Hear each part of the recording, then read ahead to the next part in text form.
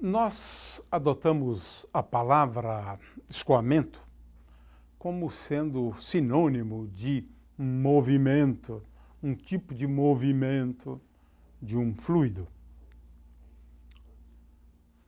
Temos como classificar os escoamentos.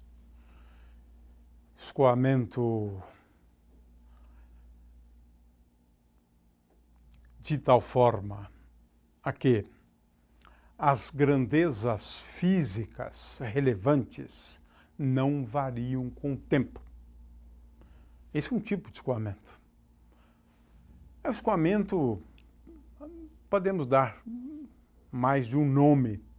Nós vamos utilizar escoamento permanente, mas pode ser estacionário também. É uma questão só de escolher a melhor palavra, né? Mas, de qualquer maneira, nesse tipo de escoamento, né, o dV dt é igual a zero. Ou seja, a velocidade não varia explicitamente com o tempo. Consequentemente, a velocidade é função só de x, y e z. Pode ser uma velocidade constante também, né? Não dependente de x, y e z. Uma velocidade, então, que poderíamos chamar apenas de v0. Né? Essa é uma possibilidade, né? É claro que, além disso, nós consideramos a pressão também não dependendo explicitamente do tempo. E a mesma coisa com respeito à densidade. Isso caracteriza um tipo de escoamento, né?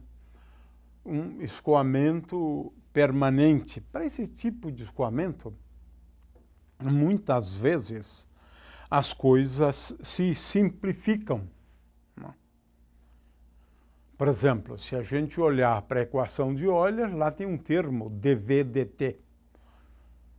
Num escoamento permanente, dV dt igual a zero, a derivada de parcial de v com respeito ao tempo é igual a zero.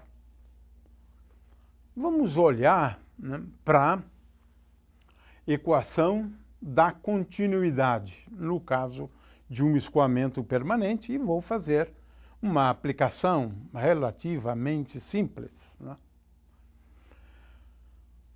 Ora, num escoamento permanente, a equação da continuidade se escreve divergente de J é igual a zero.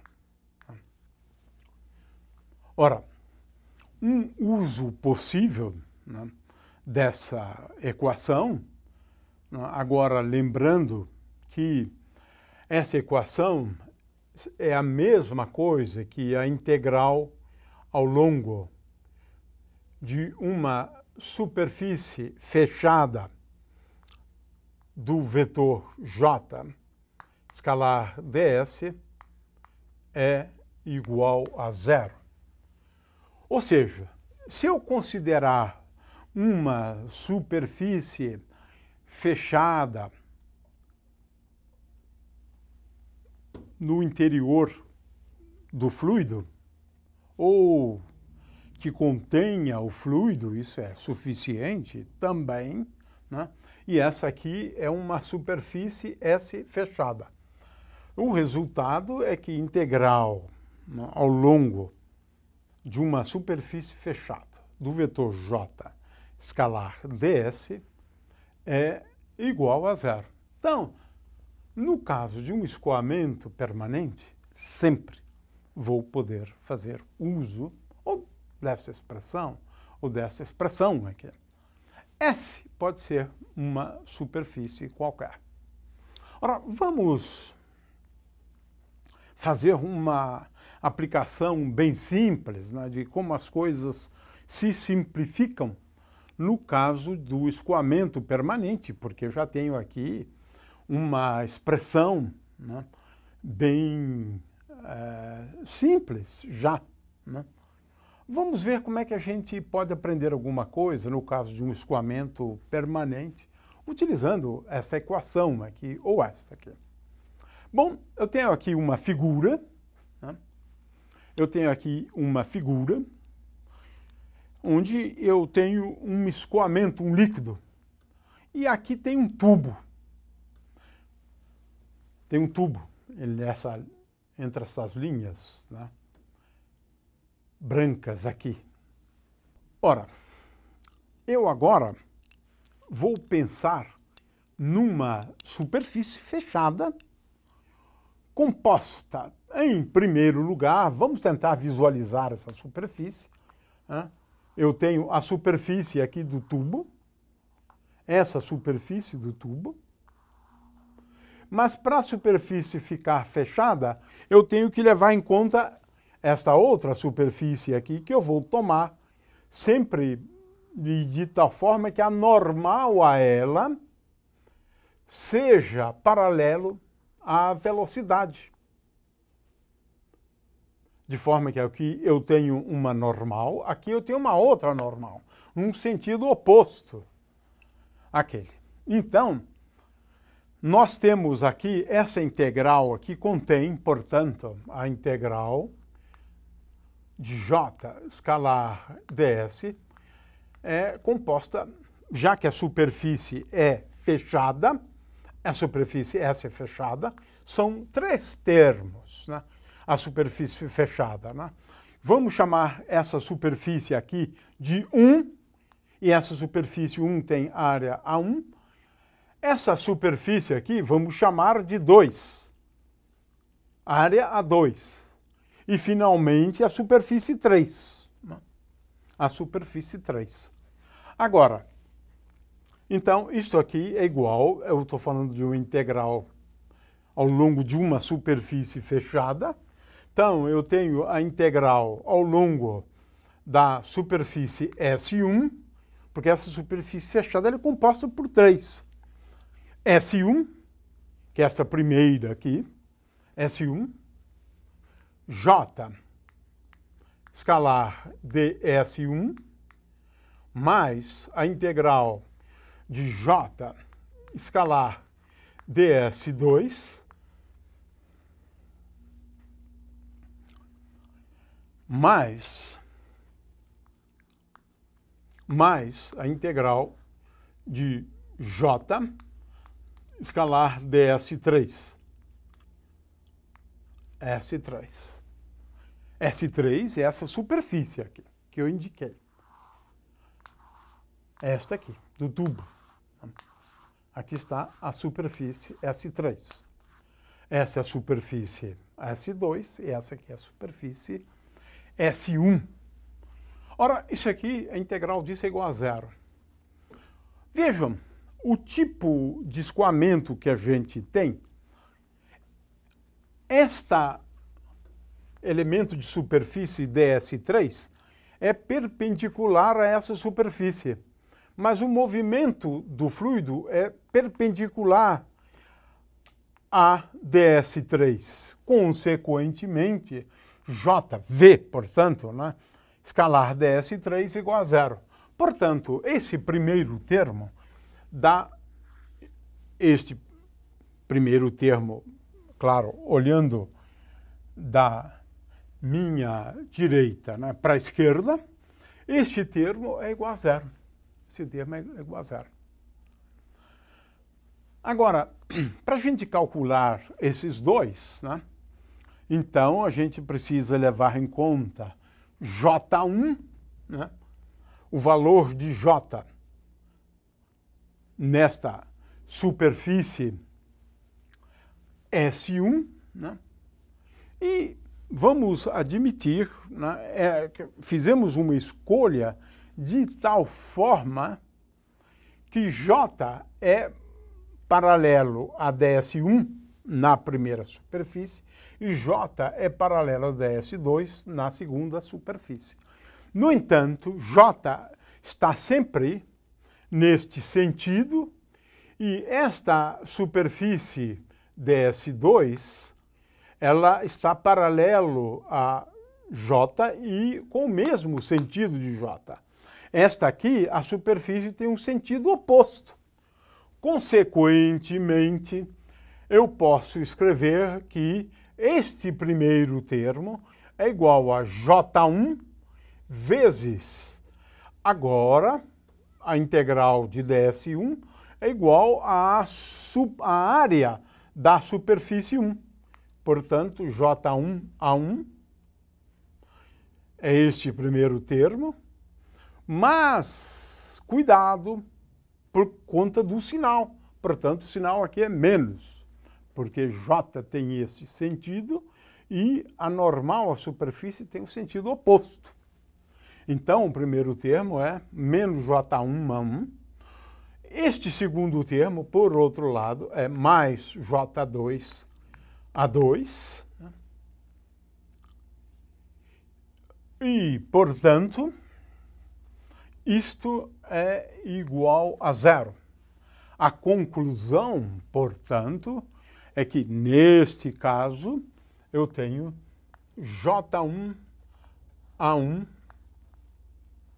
mais J2A2 é igual a zero.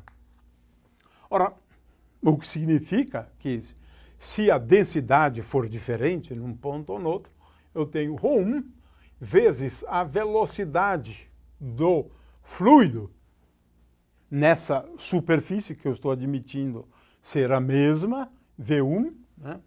ρ1 V1 vezes A1, o melhor que tem o sinal menos, portanto, ρ1 V1 vezes A1 é igual a ρ2 vezes V2 vezes A2. Veja, acabei concluindo uma coisa bem interessante. Aqui está. Eu tenho uma relação entre as velocidades naquele ponto aqui de estrangulamento, quando a área é menor, né? E a velocidade nesse outro ponto aqui na frente. Ou seja, ρ1 V1 vezes A1 é igual a ρ2 vezes V2 vezes A2. Em geral, ρ1 é igual a ρ2. Portanto, obtém uma relação interessante. V1 vezes A1 é igual a V2 vezes A2. Uma relação muito simples, né? Mas é interessante. Por quê? Veja bem, se essa região aqui tem uma área menor, então, por esses pontos aqui, a velocidade há de ser maior. Né? Ou seja, V1 é igual a V2 vezes A2 dividido por A1. Como A1 é menor do que A2, V1 é maior do que V2. E é isso que, na verdade, nós estamos indicando aqui com o adensamento maior das linhas de força. Onde as linhas de força se adensam mais, a velocidade é maior. Portanto, V1 é maior do que V2. Essa é a conclusão à qual chegamos, né, fazendo uso da equação da continuidade. É claro que também poderíamos dizer o seguinte: aqui, a vazão aqui é igual a vazão ali. Né? Mas, em última análise, nós chegaríamos, como de fato acabamos de chegar, fazendo uso do formalismo, porque a gente escreveu essas equações em termos de divergente de S, etc., mas, de qualquer maneira, se pode fazer um argumento, às vezes, bem simples, mas somos levados basicamente ao mesmo resultado, né? Porque a vazão naquela primeira superfície, né? Vamos chamar de vazão na primeira superfície. É claro que eu poderia agora inverter e considerar o J para cá e considerar aquela superfície com uma outra orientação, porque senão vai dar um problema de sinal aqui, mas de qualquer maneira, a vazão como sendo a integral, então, de J, né? Escalar ds, né? Então, nós mostramos que a vazão é a mesma. Vazão é quanto de massa por unidade de tempo passa por aquela superfície. Ou seja, a vazão na primeira superfície e a vazão na segunda superfície são iguais, né? Claro que quando eu utilizo esse teorema, aí eu preciso levar em conta, né, que eu estou considerando uma superfície fechada e aqui a normal, a superfície, elas são tais que, ou as normais da superfície, são tais que elas têm sentidos opostos.